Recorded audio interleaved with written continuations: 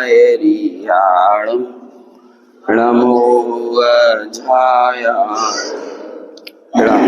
लोये सवसाहुणं मंगलम भगवान वीरो मंगलम गौतमो गणि मंगलम कुंद कुंदाद्यो जैन धर्मोस्तु मंगल सर्वमंगल मांगल्यम सर्वकल्याणकारकम प्रधानम सर्वधर्माणां जैनम जयतु शासन जैनम जयतु वंदित्व सर्वसिद्धि धूमचलमणो अमं गतिं पत्ते वोच्छामि समय पाहुड मृणमो सुत केवली बणिदम् नमः समय साराय स्वानुभूत्या चकासते चित् स्वभावाय भावाय सर्वभाव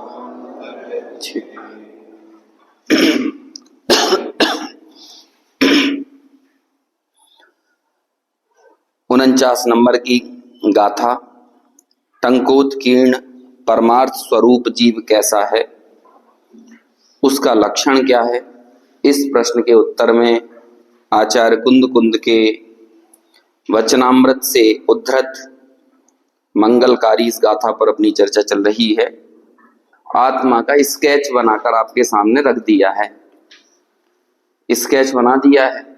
और जब भी कभी स्केच बनता है तो बहुत सारे स्केचों को नकारना पड़ता है।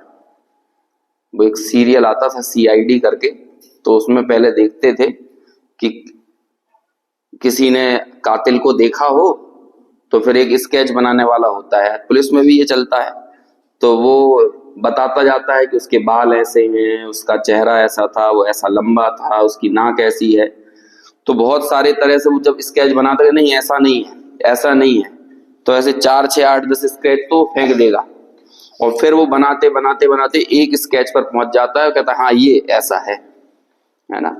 तो ऐसे ही यहाँ पर भी हम अपने वर्तमान प्रकट इंद्रिय ज्ञान से आत्मा के जो जो स्केच बना रहे हैं उनको नकार दिया है कि वो ऐसा कोई रस वाला है क्या। जब आत्मानुभूति होगी तो कुछ कैसा स्वाद आता होगा, सौंधा सौंधा सा स्वाद आता होगा कुछ, है ना। ऐसा नहीं है, अरस है वो।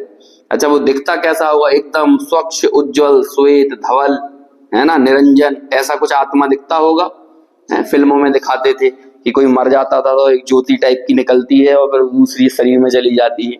तो ऐसा ही हम भी उन कल्पनाओं में देखें, फिल्मों में और जहां कहीं भी हमने सुना हो, तो हम भी आत्मा की कुछ ऐसी अंदर में ज्योति जलाते हुए देखते होंगे कि अंदर कोई दीपक जल रहा है सफेद कलर का और बढ़िया उसी से पूरी बॉडी में प्रकाश फैल रहा है। ऐसा होता है क्योंकि हमने जो देखा है ना वो चीज हमारे ध्यान में स्मरण में आए बिना रहेगी नहीं, हो गई। आज भी लोग भगवान राम के दर्शन करते हैं तो उन्हें अरुण गोविल ही दिखता है है ना। जितने भी लोगों को लगता होगा ना कि राम कैसे होंगे, तो अरुण गोविल जैसे होंगे, है वो जिसने पात्र निभाया था। सीता कैसी होती होंगी, तो वही क्या दीपिका है उसके जैसी होती होगी। ऐसा हुआ था पहले के समय में कि लोग बागों ने कहा चलो बंबई जाके दर्शन करके आते हैं सीता माता के। तो सीता माता तो स्विमिंग पूल में नहा रही थी तो क्या होता है, ये ऐसी ही कल्पनाएं जितनी हैं, उन कल्पनाओं में ये सब असत कल्पनाएं हैं, ये अनुभूति तक ले जाने वाली बातें नहीं है। तो इसलिए जब आत्मा का स्केच खींचा जा रहा है तो पहले तो नकार की बातें ज्यादा दिख रही हैं हमको यहाँ पे कि नहीं तुम ऐसे किसी रस से पकड़ने की चेष्टा मत करो, रूप से पकड़ने की कोशिश मत करो, है ना, गंध से पकड़ने की कोशिश मत करो कि वो तो आत्मा तो सुगंधित होता होगा, दुर्गंधित थोड़ी होगा। ऐसा है क्या, अरे गंध ही नहीं है उसमें, है ना। लोक में जिन चीजों को हम निर्गंध कहते हैं उनमें भी गंध होती है। जैसे कोई कहे कि पानी की क्या गंध है, तो भैया होती है, तुम उसको कैच कर पाओ या ना कर पाओ लेकिन उसकी होती है। अरे लोग बाग तो चाय की गंध से बता देते हैं कि इसमें शक्कर कितनी पड़ी हुई है, गंध से पता चल जाता है। आप लोगों को पता होगा कि खाने की 4 क्वालिटीज होती हैं, और जब कभी भी खाने का टेस्ट मतलब खाना प्रेजेंट किया जाता है तो उन चारों चीजों पर ध्यान रखा जाता है। एक होता है अरोमा, एक होता है टेक्सचर, है ना। टेस्ट तो सबसे आखिरी में आता है ना। तो अरोमा होगा, टेक्सचर होगा, स्मेल, और फिर आखिरी में आता है टेस्ट। और हम तो सोचते हैं खाने में अकेला टेस्ट होना चाहिए, लेकिन ये जितने बड़े बड़े संस्थान खुले हुए हैं, ये होटल मैनेजमेंट वगैरह के, जहां पर ये फूड साइंस वगैरह का कोर्स बच्चे करते हैं, तो उन्हें ये सब चीजें सिखाई जाती हैं। तो वो टेक्सचर देख के सब्जी कैसी दिख रही है उससे बता देंगे कि ये टेस्टी है कि नहीं, उन्हें पता चल जाएगा। तो ऐसे ही कुछ आत्मा में भी होता होगा ना। और हम सब लोगों में लालसाएं भी यही पड़ी रहती हैं कि दिखने में अच्छी नहीं लग रही, है ना, खाने में तो बहुत बात तक पहुंचेंगी, गंध अच्छी नहीं आ रही, इसका अरोमा अच्छा नहीं है, टेक्सचर अच्छा नहीं है, टेस्ट अच्छा नहीं है, स्मेल अच्छी नहीं है। तो कितनी सारी चीजें चाहिए, क्योंकि इंद्रिय ज्ञान से हम इतने भयंकर तरीके से ग्रसित हैं कि हमें किसी इन 5 इंद्रियों में से किसी एक इंद्रिय का ग्रहण भी करना हो ना, विषय का ग्रहण, तो हमें बाकी 4 इंद्रियों की अनुकूलता चाहिए। छोटे दादा ने अकिंचन धर्म के प्रवचन में, धर्म के 10 लक्षण पुस्तक है ना, उसमें अकिंचन धर्म के पुस्तक में एक उदाहरण दिया। उन्होंने कहा देखो पानी कितने का आता है यदि आपको प्यास लगे तो मुफ्त का ही है। अब चलो आज कल पैसों में मिलने लगा, 10-15 रुपए में आने लगा, लेकिन वो जिस समय किताब लिखी गई थी तब तक तो वो मुफ्त का ही था। तो कहते हैं आपको प्यास बुझाना हो तो आप फ्री में काम कर सकते हो, लेकिन आप सोचोगे कि नहीं, यदि ये पानी हमें पीना है तो थोड़ा सा रंगीन हो, कलरफुल हो, है ना। तो फिर यदि आप किसकी चक्षु इंद्रिय के विषय की तरफ लालायित होगे तो आप कलर वाला पानी चाहोगे, फिर थोड़ा सा सुगंधित भी हो, या फिर अगल बगल में थोड़ी सी गुलाब उलाब के फूल लगे हुए हो, जैसे होटलों में लगा देते हैं ना, मोगरा का फूल, गुलाबों का फूल, तो उससे उन्हें खुशबू आने लगती है। तो आपको यदि ये लगे कि एक घ्राण इंद्रिय के विषय का सुख भी मिले एक पानी पीने के लिए, तो वो मुफ्त के पानी की देखो अब कीमत बढ़ते जा रही है। फिर आप और आगे बढ़े तो फिर आपने सोचा कि अब ऐसे कोरा क्या देखना, सामने यदि गाना वाना चल रहा हो, सॉफ्ट म्यूजिक वगैरह चल रहा हो, या बड़ी स्क्रीन पर टेलीविजन में कुछ चल रहा हो, तब उसकी बात अलग रहेगी। और बाहर खड़े होके पानी पीने का क्या मजा, एयर कंडीशन के अंदर अच्छे से पियो, अच्छे डल्लप के गद्दे पर, सोफे पर, या फिर जो कुर्सियां लगी रहती हैं लग्जरी टाइप की, उन पे बैठकर, तब उसका मजा ही अलग है। तो बोलो आप एक पानी पीने के चक्कर में जब 5 इंद्रिय के विषय जुटाने गए तो मुफ्त का पानी कितने का हो जाता है ना। एक किसी ने PIL दायर की, PIL पब्लिक जनहित याचिका, कि ये 25-25, 20-20 रुपए की चाय एयरपोर्ट पर 300 रुपए की बेच रहे हैं। तो मालूम वहां से क्या जवाब आया एयरपोर्ट अथॉरिटी की तरफ से, कहते हैं हम अकेले चाय के पैसा थोड़ी ले रहे हैं, ये जो चारों तरफ तुम्हें सफाई दिख रही है, जो तुम्हें इतना अच्छा सैनिटेशन, इतना ज्यादा लग्जरी चीजें, सौंदर्यीकरण दिख रहा है, और इतने बढ़िया AC में चल रहे हो, एलिवेटेड लिफ्ट वगैरह लगी, तो तुम जो घुसे हो ना अंदर, 250 रुपए उसका भी है, और चाय का तो 50 ही रुपए है। और बेचारे वो दुकान खोलने वालों से भी हम उसी तरह से पैसा वसूलते हैं। तो कहते हैं वो तो 300 की मिलेगी, अब तुम्हें पीना हो तो पियो, नहीं तो घर से अपनी थर्मस में भर के लेके आओ। तो ये कर देते हैं। क्या ये जैसे जैसे आप इंद्रिय विषयों की तरफ आगे बढ़ते जाते हो तो उसका मूल्य चुकाने के लिए भी तैयार रहो। और ये जो हम पैसों में मूल्य चुकाते हैं ये कुछ भी नहीं है, वास्तव में जो उपयोग की बर्बादी होती है, जैसे जैसे आप इंद्रिय विषयों की तरफ बढ़ते हो, ये सबसे बड़ा मूल्य है। और कहते हैं फिर अब हमें इसी ज्ञान की आदत हो गई है, हमें ऐसा ही लगता है कि आत्मा को भी देखना, ढूंढना है, पकड़ना है। तो कैसे, इन्हीं 5 इंद्रियों के विषयों में, अथवा अनुमान। अब ये अनुमान लेंगे ना अलिंग ग्रहण में, अलिंग ग्रहण में लिंग का मतलब अनुमान किया है, तो वो कहते हैं वो अनुमान मात्र नहीं है, ऐसा करके निषेध करेंगे आगे। तो ये अनुमान कैसे लगाते हैं अपन, 5 इंद्रियों से इतना मन से लगाते हैं। तो वो कहें, ये कहना चाहेंगे कि वो अकेले मन का विषय भी नहीं है। तो कहें अब हमें ये प्रश्न खड़ा होता है, हमारे पास इसके अलावा है क्या। हमारा मति और श्रुत ज्ञान इंद्रिय और अनिंद्रिय में ही तो प्रवृत्त हो रहा है, और आपने कहा कि ना तो ये इंद्रिय से ही पकड़ में आएगा और ना अकेले अनुमान से पकड़ में आएगा, तो फिर पकड़ में कैसे आएगा। तब आचार्य उत्तर देंगे कि तुम्हारी 5 इंद्रियों में और जो मन रूपी ज्ञान में बहने वाली एक अभेद अखंड संचेतन शक्ति है, बस वो संचेतन शक्ति ही तुम हो। उस संचेतन शक्ति से पकड़ना नहीं है, वो संचेतन शक्ति जो बह रही है ना, वही तुम हो। यही बात वहां पे अवध स्पृष्ट आदि के बोल में भी कही थी कि वो जो सामान्य है, अविशेष कहा था ना, अविशेष, वो विशेष नहीं है, अविशेष है। तो अविशेष मतलब क्या होता है? सामान्य का आविर्भाव और विशेष का तिरोभाव। क्योंकि जब आप किसी एक इंद्रिय के विषय में प्रवर्तते हो तो विशेष खड़े होते हैं, सामान्य खड़ा नहीं होता। और हमें वो कॉमन फैक्टर तलाशना है, जो कॉमन फैक्टर इन पांचों इंद्रियों में बह रहा है, वही मैं हूं। बस इस बात की प्रतीति का नाम ही आत्मानुभूति है। ज्ञानानुभूति तिरेव आत्मानुभूति, हमने कलश पढ़ा था 15वीं या 16वीं गाथा के आसपास ये कलश आया था ना। ज्ञान की अनुभूति आत्मा की अनुभूति है। तो ऐसे वो ज्ञान की अनुभूति, वो जो ज्ञायक है, वो रस वाला नहीं है, वो रूप वाला नहीं है, वो गंध वाला नहीं है, वो स्पर्श वाला नहीं है, और एक और कौन सा रह गया, अरस अरूप अगंध, वो शब्द वाला नहीं है ना, और किसी संस्थान वाला नहीं है, और वो तो अव्यक्त है। तो ये बात यहां पर चल रही है। कल हमने 2 विशेषणों पर चर्चा की थी, याद होंगे आप लोगों को। पहला विशेषण बताइए। हाँ, बस जीव पुद्गल द्रव्य नहीं है, इसलिए पुद्गल के गुण उसमें नहीं है। बस पहला बोल इतना ही सा है ना। जैसे जैसे हम आगे बढ़ेंगे वैसे वैसे विषय बहुत सूक्ष्म होने वाला है, और संभवतः आज हम जो अंतिम 3 बोलों की चर्चा करेंगे वो तो बहुत आसमानी बातें हैं। गुरुदेव ऐसा कहते थे कि इसलिए उन 3 बोलों को समझने के लिए आप उदाहरणों की अपेक्षा मत करना।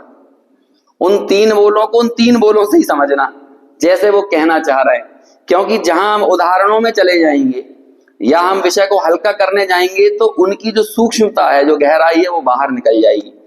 ये जो शुरू के 3 बोल हैं, इन 3 बोलों तक तो दुनिया के विभिन्न दर्शनों में आत्मा को प्ररूपित कर दिया, जो पहले 3 बोल हैं।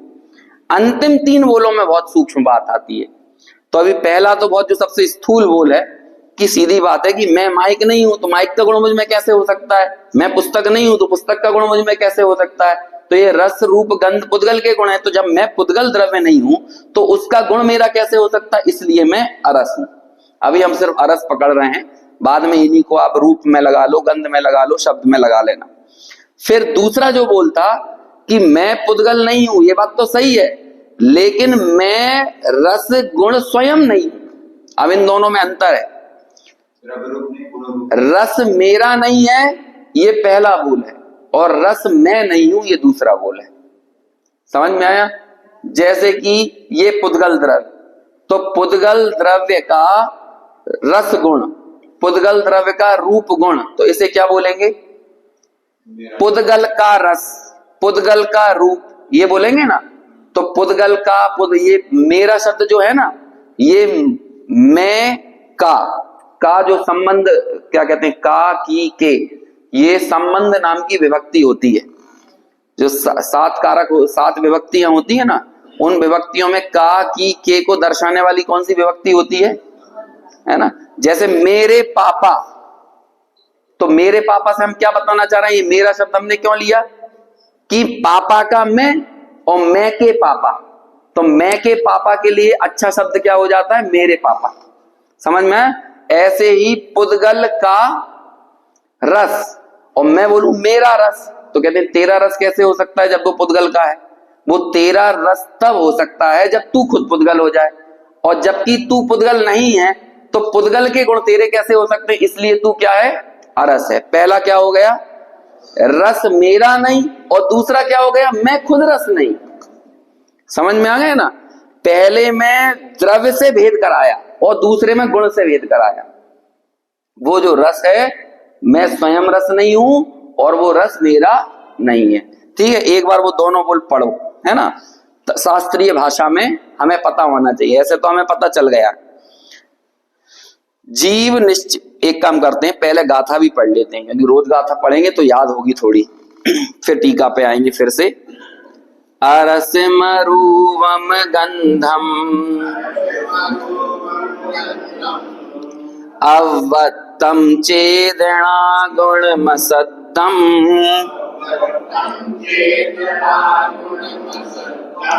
जान अलिंग गहणम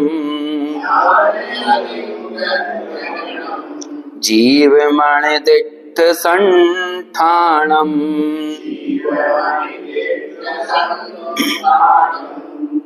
अनुवाद, जीव चेतना गुण शब्द रस रूप गंध व्यक्ति विहीन है, निर्दिष्ट नहीं संस्थान उसका ग्रहण नहीं है लिंग से। देखिए टीका, क्या व्यक्ति विहीन, वो ता की छोटी की मात्रा है ना, वो बहुत साइलेंटली पढ़ी जाती है। उत्तर प्रदेश और बिहार के जो लोग हैं, उत्तर प्रदेश खास तौर पे, वो इसे सही से पढ़ते हैं। व्यक्ति, बिल्कुल आप में ई का उच्चारण हो रहा है, व्यक्ति बोलते हैं ना हम तो बड़ी की मात्रा आ जाती है।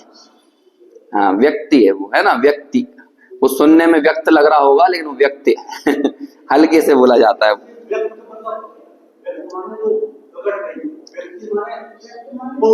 नहीं नहीं, व्यक्ति को ऐसा नहीं, वो व्यक्ति शब्द भी ऐसा ही बना है, व्यक्ति ही होगा वो। व्यक्ति, हम सब लोग क्यों कहलाते हैं व्यक्ति? हम ये मनुष्यों को व्यक्ति क्यों कहा जाता है? कितने व्यक्ति थे? क्योंकि ये दिखते हैं, आग के, पानी के, ये सब जीव, कीड़ा मकोड़ा, ये दिखते नहीं है ना, ये सूक्ष्म होते हैं। जो ज्यादा अभिव्यक्त होता है वही व्यक्ति कहलाता है। और ये शब्द भी आ गया, पर्यायों का एक दूसरा नाम है व्यक्ति, पर्यायों को व्यक्ति कहते हैं, है ना। अभी ये आएगा जब हम अव्यक्त का बोल पढ़ेंगे ना, तो भूत और भविष्य की सर्व व्यक्तियां, है ना, वो उन्हें मैं पीकर बैठा हुआ हूं, इस तरह के शब्द आएंगे। तो ये भूत और भविष्य की व्यक्तियां क्या होती हैं? लोग थोड़ी हैं। व्यक्तियां मतलब पर्याय, यही उसका मतलब होता है। हिंदी जो चूंकि ये संस्कृत आदि से बने हुए शब्द है ना, हिंदी के अधिकांश, तो इनके अर्थ बहुत बहुत होते हैं, इनका लिमिट नहीं कर सकते आप इन अर्थों का। पर्यायवाची सैकड़ों हजारों पर्यायवाची होते हैं, इसलिए कौन सा शब्द किस प्रसंग में प्रयोग हो रहा है, हमें उस प्रसंग से उसका अर्थ करना पड़ता है। आपको एक स्वयंभू स्तोत्र है समंत भद्राचार्य का, एक ता शब्द है, ता शब्द से उन्होंने पूरा श्लोक लिख दिया, बस एक ता शब्द से। अब एक श्लोक में तो कितने 16 अक्षर होते हैं, लेकिन ता, तो, ती, ते, तू, ता, ऐसा करके पूरा शब्द श्लोक बना दिया, और वो भगवान की स्तुति हो रही है, ताती तो तू ते, है ना। ऐसा श्लोक है, और ऐसे एक नहीं है, ऐसे कई श्लोक हैं। 2 शब्दों से पूरा श्लोक लिख दिया, या और एक और कोई शब्द, ऐसे 2 शब्द लिए और पूरा श्लोक लिख दिया। तो कैसे लिख दिया? तो उनके ऐसे ही अर्थ ग्रहण होती है, बहुत ताकत है संस्कृत में। संस्कृत का पूरा कौमुदी शास्त्र मात्र 14 सूत्रों से बना है, और इसको प्रूव करते हैं वो लोग। और वो ऐसी मान्यता है कि ये 14 सूत्र कहां से आए, तो उन्हें हर चीज भगवान से जोड़ना है। तो कहते हैं शंकर जी का डमरू बजा था, तो उस डमरू में से ये आवाज निकली थी, तो उससे 14 सूत्र बन गए। और 14 सूत्रों से दुनिया भर की भाषाएं बन गई। आई उण रील रिक ए ओड़ ए ओ जवाय जवगढ़ दस, है ना, ऐसे करके 14 सूत्र हैं। ये मैंने 5-6 आपको सुना दिए। आई उण एक सूत्र, है ना, आई उण रील रिक दूसरा सूत्र, ए ओड़ तीसरा सूत्र, है ना, ऐसे ए ओड़ झवाय चौथा सूत्र, गढ़दस 5वां सूत्र, जवगढ़दस, है ना, ऐसे 6वां सूत्र। ऐसे ये डमरू बसता जा रहा है और सूत्र निकलते जा रहे हैं। और फिर इन सूत्रों से सिद्धियां होती हैं। जैसे भवती शब्द कैसे बना, तो इसका मूल वो क्या है, तो कहेंगे भू। फिर भू से भवती तक कैसे सफर तय होता है, उसकी पूरी सिद्धि होती है। जैसे हम मैथमेटिक्स में सॉल्व करते हैं ना, ऐसा ही पूरा का पूरा वो बनता है। सूत्र लगते हैं एक एक, कि भू का भाव कैसे हो गया। पहले भू का भो होता है, सार धातु कार धातु का एक सूत्र आता है, उससे भू का भो होता है। फिर एचो यावा यावा एक सूत्र आता है, उससे भो का भाव होता है। फिर तिप्तस जी में बस माता सा आताम था तासा थाम, है ना, एक ऐसा सूत्र आता है, उससे ती का आगत होता है। तो ऐसे भू से भो भव और ती लगा देते तो बन जाता है भावती। ऐसे ही हर एक शब्द, पठती पठतः पठंती, आप तो नाम लेके आओ, एक भी चीज निरर्थक नहीं है। शब्दों की ताकत इतनी भयंकर है। आपका नाम क्यों है, उसके पूरे मायने क्या है वो बता देंगे। एक एक सरनेम वैसा क्यों रखा गया है, सरनेम का अपना अपना मायना होता है। ऐसा ही नहीं है कोई भी चीज, समझ में आया। महाराष्ट्र में तो सरनेमों की तह में आप जाओगे ना तो संस्कृति मिल जाती है। सरनेम की तह में जाकर आप सरनेम के अंदर घुसते चले जाइए तो आप कोई भी होगा, जैसे बुरालकर है ना, जो भी है, जो जितने जितने भी हैं, वहां पर आप सरनेम से जाति नहीं पकड़ सकते, धर्म नहीं पकड़ सकते। सरनेम वो पुरातन संस्कृति को अभिव्यक्त करता है। तो इसलिए शब्दों को हमें उस प्रसंग में ही समझना चाहिए। व्यक्ति शब्द के मैं कम से कम 40 अर्थ अभी बता सकता हूं, है ना। तो आप अकेले व्यक्ति से लोग मत पकड़ो। यहां व्यक्ति शब्द पर्यायों के अर्थ में भी आएगा। 6 अर्थ तो अमृत चंद्राचार्य कर रहे हैं। अभी 6 अर्थ व्यक्ति के, मैं अव्यक्त हूं तो कैसी कैसी व्यक्तियां मेरे भीतर नहीं है, इसे बताने के लिए अमृत चंद्राचार्य 6 अर्थ करेंगे, किस किस लिए मैं व्यक्त नहीं हूं। ठीक है, चलो खैर वो बात वहां पर आएगी। तो पहले 2 अर्थ हो गए, है ना, अरस के। तीसरे पे आते हैं। अब तीसरा भी एक तरह से स्थूल है। मैं द्रव्य इंद्रिय से रस को नहीं चखता। मैं सरल भाषा में बोल रहा हूं, इसलिए मैं क्या हूं। अच्छा, इसे हमें पढ़ना था ना, पहले पढ़ लो। जीव निश्चय से पुद्गल द्रव्य से अन्य है, इसलिए उसमें रसगुण विद्यमान नहीं है, अतः वह अरस है। फिर दूसरा, पुद्गल द्रव्य के गुणों से भी भिन्न है। पहले क्या कहा था, पुद्गल द्रव्य से भिन्न है। फिर क्या कहा, पुद्गल द्रव्य के गुणों से भिन्न है, इसलिए स्वयं भी रस नहीं है। तो क्या हो गया, इसलिए अरस है। अब तीसरा, परमार्थ से पुद्गल द्रव्य का स्वामित्व भी उसके नहीं है, इसलिए वह द्रव्य इंद्रिय के आलंबन से भी रस नहीं चखता, अतः वह अरस है। अब ये क्या होगा, देखो, ये द्रव्य इंद्रियां जो है ना, ये भी पौद्गलिक हैं और पुद्गल के ऊपर पुद्गल को रखा जाता है। तो मैं तो ना इन द्रव्य इंद्रियों का स्वामी हूं और ना वो जो पदार्थ मेरे से ग्रहण हो रहा है, ना मैं उसका स्वामी हूं। दोनों का स्वामी नहीं हूं ना, तो इसलिए फिर मैं द्रव्य इंद्रिय से भी रस को नहीं चखता। और ये वाली चीज बहुत रॉकेट साइंस नहीं है, ये पाठशालाओं में बच्चों को पढ़ा के आए हैं अपन लोग। बच्चे से पूछा, क्या बेटा तुम्हारी आंखें देखती हैं क्या, तो बच्चा क्या उत्तर देता है, उसे पढ़ाया जाता है यदि आंखें देखती हैं। पाठशाला में बच्चों को पढ़ाते हैं, दूसरे पाठ में, इंद्रियां वाले पाठ में, तो वहां बच्चे उत्तर देते हैं, नहीं, यदि आंखें देखती तो मुर्दे को भी देखना चाहिए, है ना। अब इसी तरह से बाकी इंद्रियों पे लगा लो, क्या तुम्हारी रसना चखती है, नहीं, यदि ये चखती है तो फिर मुर्दे को भी चखना चाहिए। और यदि, अच्छा चलो मुर्दे को हटा दो, जिन्ना में बताओ आंखें देखती हैं कि नहीं देखती हैं। क्या नाम था उसका, जिसने ऑप्टिक्स का जनक कहा जाता है जिसको, उसने मालूम क्या बोला था, पहले, बहुत पहले ही उसको मार दिया गया था पहले, और उसे पागल करार दे दिया था जब उसने इस बात का उद्घाटन किया। उसने ये कहा कि ना तुम्हारी आंखें देखती हैं और ना लाइट देखती है। ये ऑप्टिक्स के जनक ने ये बात कही। मालूम उसने क्या कहा, ये आंखें तो एक खिड़की हैं और ये खिड़की से लाइट, जो बाहर के आकार लेके लाइट अंदर खिड़की में गई और यहां पे है कोई पॉइंट, वो बस यहां तक पहुंच पाया, है ना, अभी आत्मा तक वो नहीं आ पाया। तो उसने ये बात कहा कि आंखें नहीं देखती हैं, वो देखने वाला कुछ यहां है, यहां पर कुछ न्यूरॉन्स ऐसे हैं जिन न्यूरॉन्स में ये संकेत मिलता है, उससे तुम देखते हो। वो न्यूरॉन्स इस बात को बताता है कि तुमने क्या देखा, और ये बिल्कुल होता भी है। कई बार हमारा ध्यान कहीं और पड़ा हो, आंखों के सामने से कोई गुजर जाए तो क्या होगा, समझ में नहीं आता। समझ में आया, जैसे कि वो आते थे महावीर भगवान का एक फूल पत्ती वाला एक वो आता था, पहले आता था कि नहीं, तो आप उसे देखते रहो तो दिखता ही नहीं है कुछ, क्यों, वो दिख तो पूरा का पूरा वैसे ही रहा है और आप आंखों से उसे देख भी रहे हो, लेकिन महावीर भगवान क्यों नहीं दिखते। जैसे ही आप कॉन्सेंट्रेट करते हो तो कोई रिफ्लेक्शन, जो आकार वहां पहले से विद्यमान था, वो आकार, अब जिसका जितना ज्यादा शार्पन, ये शार्प होंगे, जितने न्यूरॉन्स की पावर जितनी, ये निमित्त नैमित्तिक संबंध है ना, तो जितने ज्यादा ये शार्प होंगे उतनी तेजी से वो जल्दी महावीर भगवान को देख लेगा, और जो उतना शार्प नहीं होगा वो नहीं देख पाएगा। अभी मैं एक चित्र देख रहा था तो उसमें येलो येलो डॉट चारों तरफ घूम रहे थे कॉन्टिन्यूअसली, और एक बीच में ग्रीन डॉट घूम रहा था।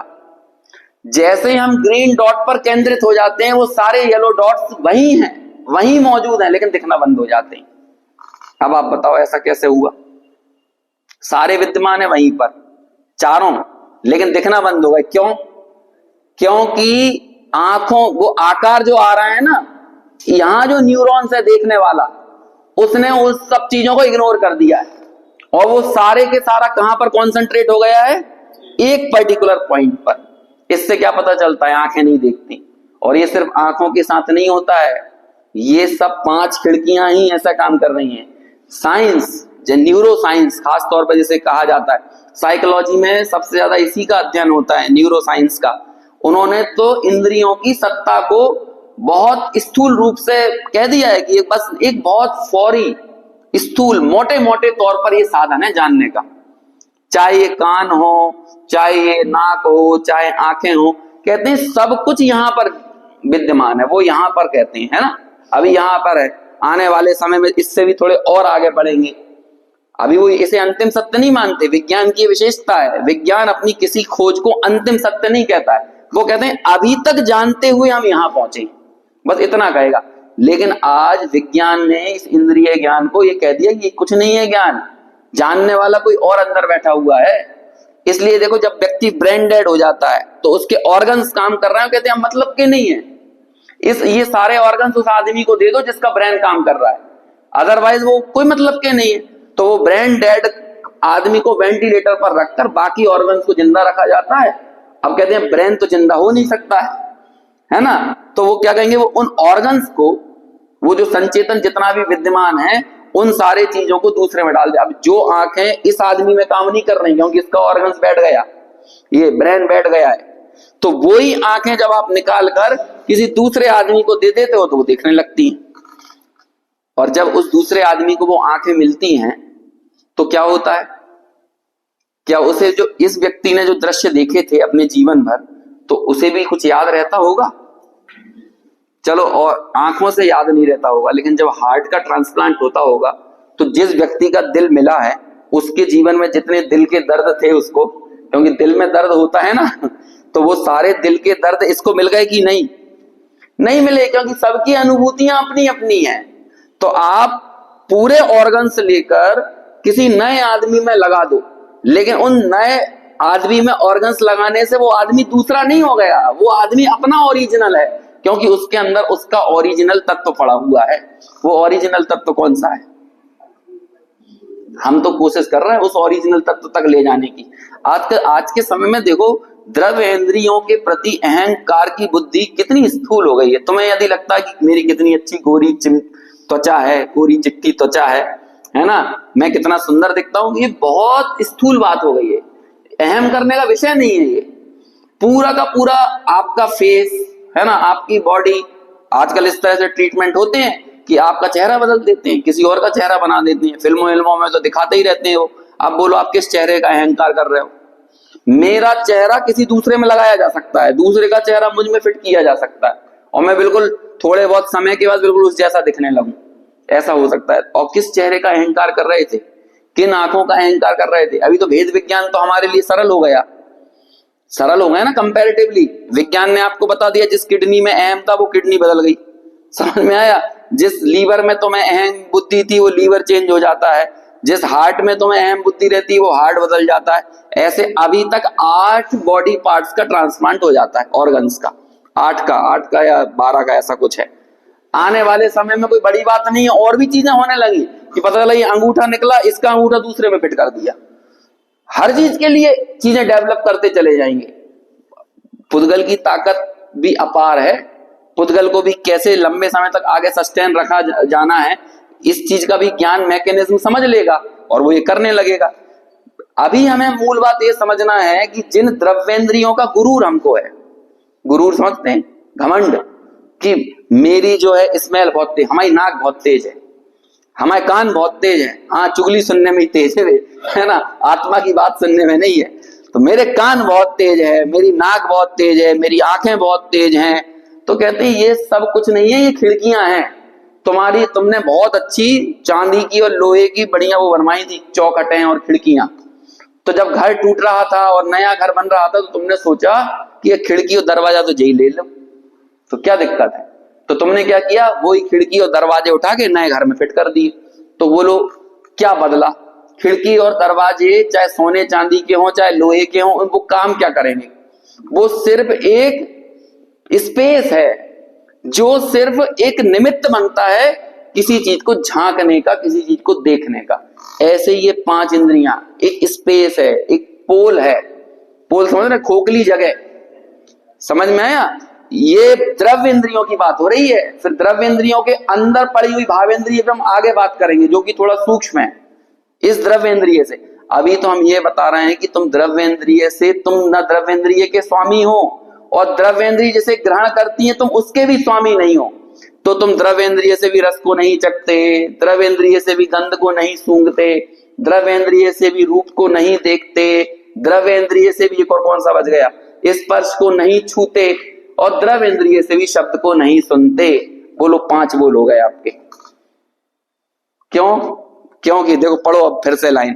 परमार्थ से पुद्गल द्रव्य का स्वामित्व भी उसके नहीं है। किसके नहीं है? जीव के नहीं है। परमार्थ से पुद्गल द्रव्य का स्वामी भी जीव के नहीं है, इसलिए वह द्रव्य इंद्रिय के आलम्बन से भी रस नहीं चखता, इसलिए अरस है। आपको बाकी के 4 बोलों में कुछ नहीं करना, बस इतना ही करना है। क्या बदलना है? परमार्थ से पुद्गल द्रव्य का स्वामित्व भी उसके नहीं है, इसलिए वह द्रव्य इंद्रिय के आलम्बन से गंध को नहीं सूंघता। ये एक और बोल हो गया। रूप को नहीं देखता, ये तीसरा बोल होगा। स्पर्श को नहीं स्पर्शता, चौथा बोल हो गया। शब्द को नहीं सुनता, 5वां बोल हो गया। बाकी पूरी लाइन सेम रहेगी। ठीक है, 3 हो गए। पहला आप देख के पढ़ो, इसमें से ओपन एग्जाम है ना, देख के पढ़ो, बार बार अपन बोलेंगे तो याद होगा। पहला, जीव निश्चय से पुद्गल द्रव्य से अन्य है, इसलिए उसमें रसगुण विद्यमान नहीं है, अतः वह अरस है। पुद्गल द्रव्य के गुणों से भी भिन्न होने से स्वयं भी रसगुण नहीं है, इसलिए अरस है। तीसरा, परमार्थ से पुद्गल द्रव्य का स्वामित्व भी उसके नहीं है, इसलिए वह द्रव्य इंद्रिय के आलंबन से रस नहीं चखता, अतः वह अरस। 3 चीजों तक तो कोई भी व्यक्ति बहुत आसानी से पहुंच जाता है। अब जो चौथी चीज है भावेंद्रियां, भावेंद्रियों को आत्मा का ही परिणमन कहा जाता है, क्योंकि लब्धि और उपयोग, ये उपयोग का ही तो परिणमन है, लब्धि और उपयोग रूप होना। लब्धि मतलब आप में किसी चीज को जानने का ताकत होना, विकास होना, वो लब्धि हो गई। और उपयोग मतलब उसको जान लेना। यही क्या होता है, जैसे कि मान के चलो हम आप जितने लोग यहाँ पे बैठे हैं, हम सब लोगों को इटालियन भाषा को जानने की लब्धि है कि नहीं? लब्धि है ना। आप में से कोई भी इटालियन सीख सकता है। अरे इटली का कुत्ता इटालियन जानता है ना। इटली के कुत्ते को आप हिंदी में थोड़ी बोलोगे। महाराष्ट्र में जो कुत्ता होगा वो मराठी जानेगा, तमिलनाडु में जो कुत्ता होगा वो तमिल जानेगा, क्योंकि उसकी अपब्रिंगिंग वही हुई है। तो वो संगी पंचेंद्रिय पना आपको मिला है, तो संगी पंचेंद्रिय के ज्ञान का विषय जो जो हो सकता है उसे बोलते हैं उपयोग का विकास।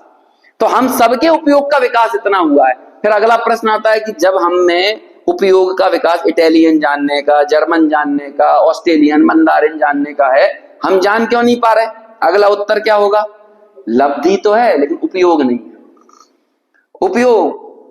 उपयोग का नॉर्मल दुनिया में अर्थ होता है यूज। तो बस यही समझ लो कि तुम्हारे पास लब्धि तो है लेकिन तुमने उसका यूज नहीं किया। तुम्हारे जेब में 500 रुपए पड़े थे, उस 500 रुपए से तुम 100 की 5 चीजें खरीद सकते थे कि नहीं? लेकिन नहीं खरीदी। क्यों नहीं खरीदी? उपयोग नहीं किया। बस सीधी इतनी सी बात है। यही उत्तर दिया परीक्षा मुख में कि मैं किसी विषय को क्यों नहीं जान पाता। क्यों नहीं जान पाता? स्वावरण क्षयोपम लक्षण योग्यता ही प्रतिनियतमर्थम व्यवस्थापयति। दो, एक कारण तो निमित्त से दिया और एक कारण स्वयं से दिया। स्वावरण क्षयोपम ये हो गया कर्म का कारण, कि कर्म का तत्संबंधी क्षयोपम ऐसा नहीं था, ये कर्म की तरफ से बात हो गई। और दूसरा खुद की तरफ से क्या बात हुई? योग्यता नहीं थी। योग्यता नहीं थी, हम जानने गए नहीं उस विषय को। देखो कई लोग आपको ऐसे मिलेंगे जैसे अपने पंडित हेमचंद जी साहब हैं, 8वीं तक इन्होंने अंग्रेजी नहीं पढ़ी, लेकिन अंग्रेजी इतनी जबरदस्त है उनकी कि अच्छे अच्छे अंग्रेजों की नहीं है। हाँ, ये सही बात है, उनके पास अंग्रेजी की वोकेबुलरी इतनी जबरदस्त है कि अंग्रेजों के पास नहीं है इतने शब्द जितने उनके पास हैं। मैं जब वहां पे लंदन जा रहा था तो मैंने उनको दिए कि इसके कुछ शब्दों का क्या ट्रांसलेशन होगा। अब जैसे निर्ग्रंथ शब्द का क्या ट्रांसलेशन करोगे अंग्रेजी में, क्या करोगे? है तो उन्होंने इसका शब्द बनाना पड़ेगा, इसका शब्द है नहीं, लेकिन वही भाव पैदा करे ऐसा शब्द बनाना पड़ेगा। फिर उन्होंने बनाया, तो क्या शब्द बनाया उनका? पैशन, क्या क्या क्या कहलाता है, अरे वो पैशनलेस, मतलब वो क्या, कषायों के लिए, वासना के लिए एक शब्द उन्होंने किया है ना। और बहुत अच्छा शब्द था, दिशाओं को ओढ़े हुए, पैशनलेस न्यूड, ऐसा उन्होंने निर्ग्रंथ का अर्थ बनाया है ना। बहुत अच्छा शब्द था वो, मेरे पास लिखा हुआ है। तो ऐसे बहुत सारे शब्द उन्होंने क्रिएट किए कि वो अंग्रेजी, अब किस डिक्शनरी में ढूंढोगे? अरे हम कह रहे हैं आज अपने कर्णान योग के कई शब्द हैं। कल मैं आपसे एक बात बोल रहा था कि जैसे आपके पास शब्द होंगे आपके विचार वैसे चलेंगे। जैसे बादर कृष्टि शब्द को आप किस डिक्शनरी में ढूंढोगे? बादर कृष्टि अंग्रेजी में क्या बोलेंगे? ये बादर कृष्टि नितांत जैन आगम का शब्द है। अब इस बादर कृष्टि से किसी का रिलेशन ही नहीं है। हर एक शब्द उन परिस्थितियों में उस वातावरण के अनुरूप पैदा होते हैं। आप उसका एग्जैक्ट ट्रांसलेशन कभी कर ही नहीं सकते हो शब्द का, क्योंकि वो उस परिस्थिति की देन है। ऐसे बहुत सारे शब्द हैं, जैसे कि कश्मीर में कुछ शब्द चलेंगे वो कश्मीरी भाषा में ही मिलेंगे, क्योंकि वहां की परिस्थितियों को वही शब्द बता सकते हैं। आप उसको ट्रांसलेट करके इंडिया में हिंदी में लेके आओगे तो वो नहीं हो सकता वैसा। ऐसे ही जैन आगम की भाषा जो मूल रूप से प्राकृत और संस्कृत में निबद्ध है, उनके अर्थ आपको उन्हीं शब्दों में मिलेंगे। अब आप स्थिति बंधापसरण का क्या ट्रांसलेशन करोगे? तो इसके लिए अंग्रेजी का शब्द बनाना पड़ेगा। समझ में आया? आप यदि सोचो कि और भी ऐसे कर्णान योग कितने कितने शब्द, अरे गुणस्थान शब्द का एग्जैक्ट अर्थ नहीं बता सकते आप। जो लोग बताते हैं वो बहुत स्थूल और बहुत गलत अर्थ करते हैं गुणस्थान शब्द का। लोगों ने, एक बहुत बड़े विद्वान आए जैन दर्शन के विभाग में लेक्चर देने के लिए, दूसरे कास्ट के थे लेकिन उन्होंने जैन दर्शन पढ़ा था। तो वो मालूम क्या बोलते हैं? ये 14 गुणस्थान तो जीव के विकास की श्रेणियां हैं। तो जीव के विकास की श्रेणियां हैं, आत्मा के विकास की श्रेणियां। आत्मा का कोई संबंध नहीं है गुणस्थानों से। आत्मा शब्द नहीं आता वहां पे, आत्मा नहीं है। ये गुणस्थानों का बंटवारा कैसे होगा? मोह और क्षोभ के क्या ये योग के निमित्त से होने वाली, तो उनमें निमित्त कौन लगा? मूल रूप से मोह और योग। आप आत्मा को पहले नहीं रख सकते, आपको मोह और योग को पहले रखना पड़ेगा। तो यदि आत्मा के विकास के सोपान यदि आप इन्हें कहने लगो तो फिर होगा क्या कि क्रम क्रम से हम एक एक गुणस्थान पर चढ़ेंगे ना। यदि क्रमशः विकास के सोपान होंगे तो पहले के बाद तू कौन सा गुणस्थान होना चाहिए? दूसरा, फिर कौन सा होना चाहिए? तीसरा, फिर कौन सा होना चाहिए?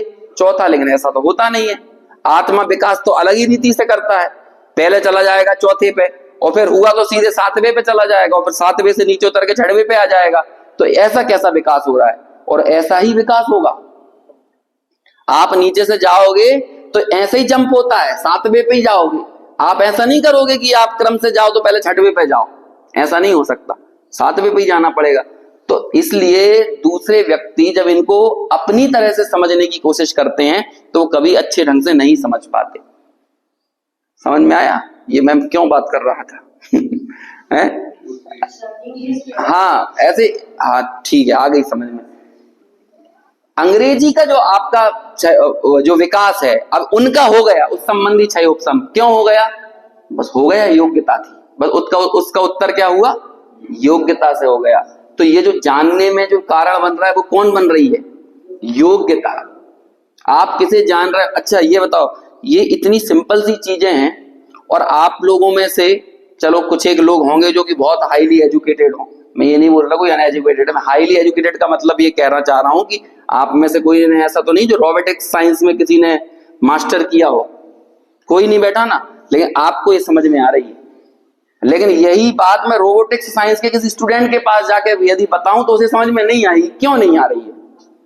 योग्यता, योग्यता नहीं है, बस ये उसका बहुत बड़ा कारण है। और स्वावरण संयुक्तम लक्षण नहीं है, ये दोनों चीजें नहीं है, योग्यता भी नहीं। तो अब इस चीज को हल्के में मत लो कि हम कितना पढ़े हैं, गुरुदेव छठवीं पढ़े थे, लेकिन ऐसे ऐसे अर्थ दिखा दिए जो कि बड़े बड़े राम जी भाई की फीस उस समय, जैसे आज के समय में क्या नाम है इनके, बहुत बड़े वकील है ना, जेठमलानी वगैरह, उस लेवल के वकील थे राम जी भाई। लेकिन वो राम जी भाई कहते थे कि हम जैन धर्म को जानते तो थे, लेकिन हमें ये गुरुदेव के कारण समझ में आया। वो भी अपने हाथ खड़े कर लेते थे। इस लेवल के ऐसे कई विद्वान, कई बड़े बड़े लोग जो कि एक छठवीं पास व्यक्ति के ऐसे नतमस्तक खड़े रहते थे। उन्होंने जो अर्थ का ग्रहण करके जो अर्थ का प्रस्तुतिकरण किया आगम से, वो अन्य दूसरे लोग नहीं कर पाए। तो ये कैसे हुआ? योग्यता। ये योग्यता कैसे मिली हमें? पाप के उदय से, पुण्य के उदय से। पुण्य के उदय से मिली है तो सबके पास पास है। अब कल अपन बात कर रहे थे ना, है पास है। अब उस पास का प्रयोग नहीं करोगे, पास मतलब एडमिट कार्ड, अगली श्रेणी में पहुंचने का एडमिट कार्ड है हम सब लोगों के पास। सम्यक्त की मूलभूत पात्रता इतनी ही है, तत्व विचार की शक्ति होना और मंद कषाय होना।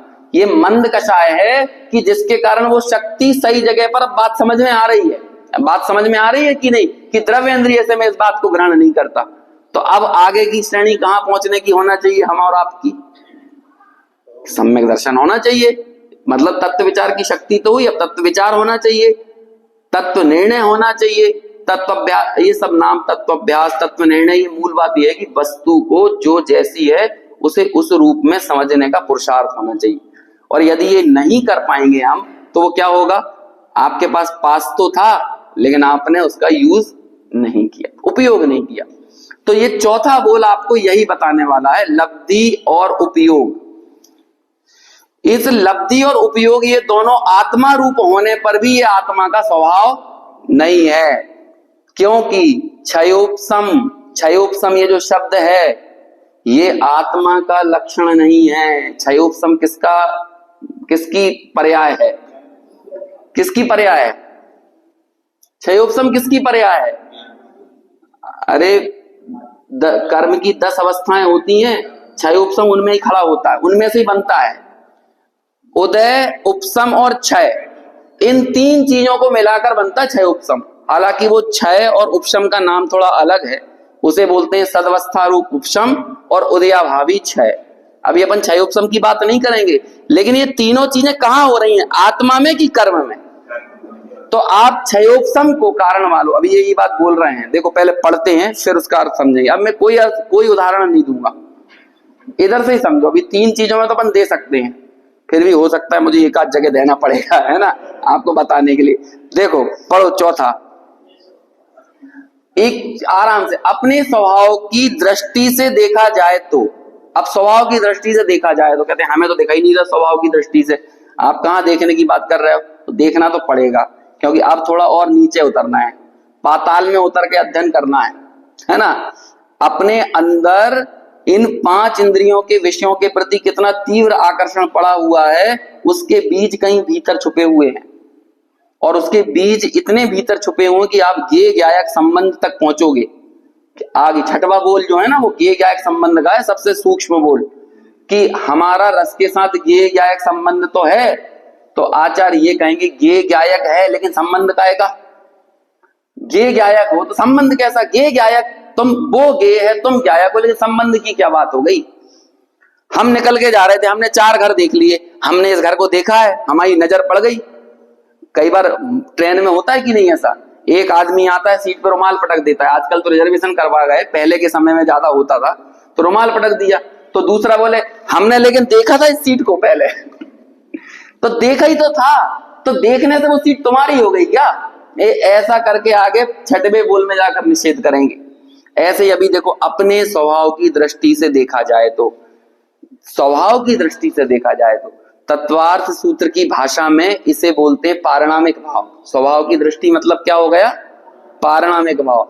नियम सार की भाषा में इसे बोलते हैं कारण शुद्ध पर्याय।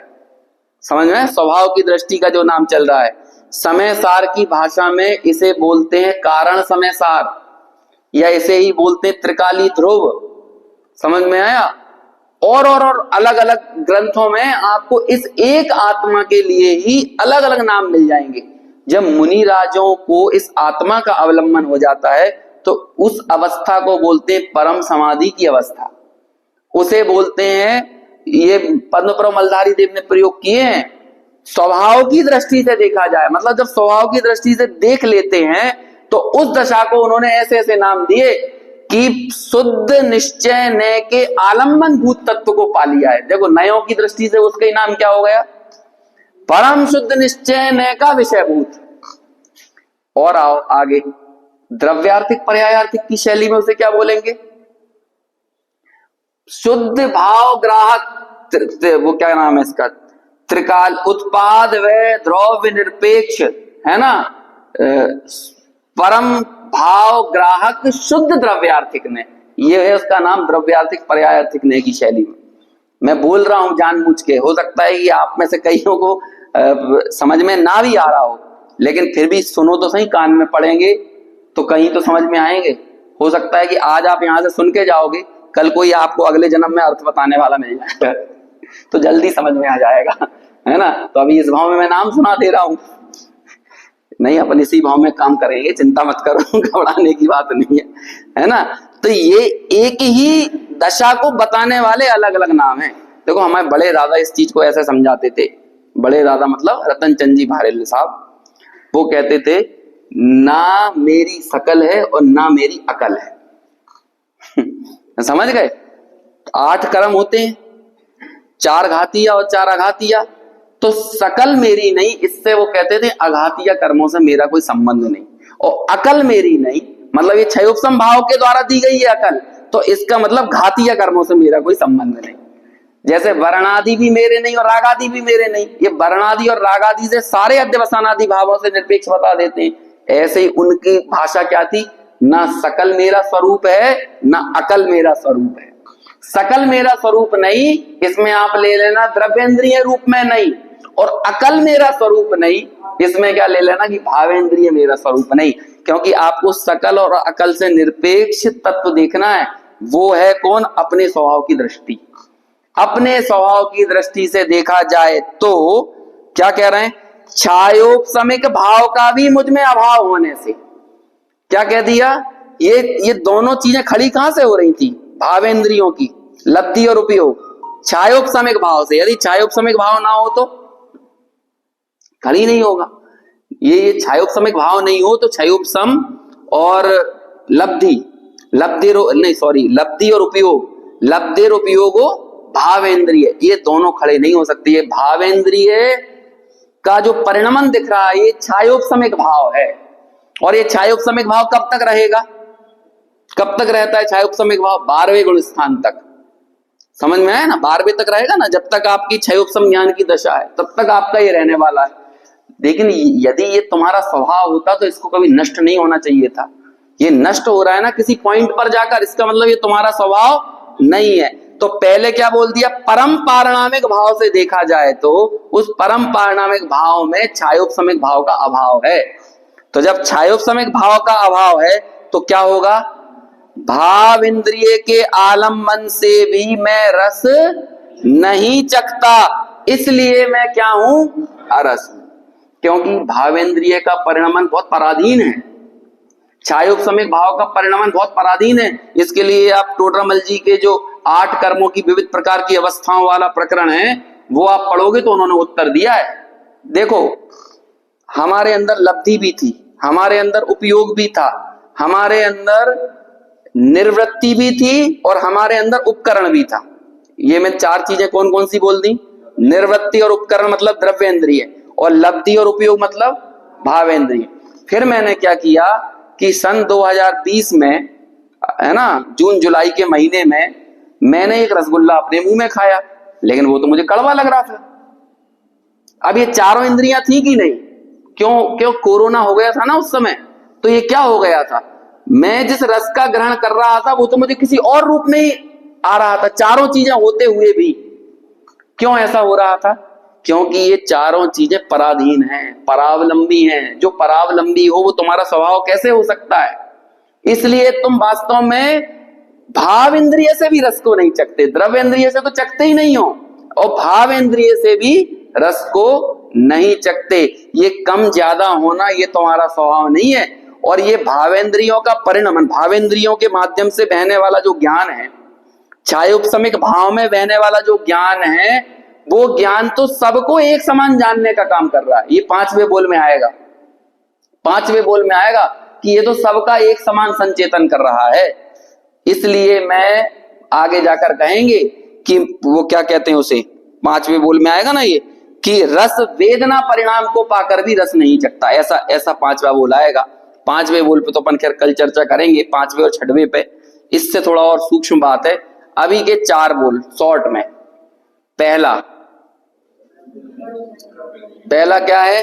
मैं पुद्गल द्रव्य नहीं हूं, इसलिए पुद्गल द्रव्य का गुण रस मेरा स्वभाव नहीं है, इसलिए मैं रस नहीं हूं, मतलब मैं अरस हूं। दूसरा, पुद्गल द्रव्य के गुणों से भी भिन्न होने से मैं स्वयं रस नहीं हूं, तो दूसरा हो गया। तीसरा, मैं पुद्गल द्रव्य का स्वामी नहीं हूं, इसलिए मैं द्रव्य इंद्रिय से रस को नहीं चखता।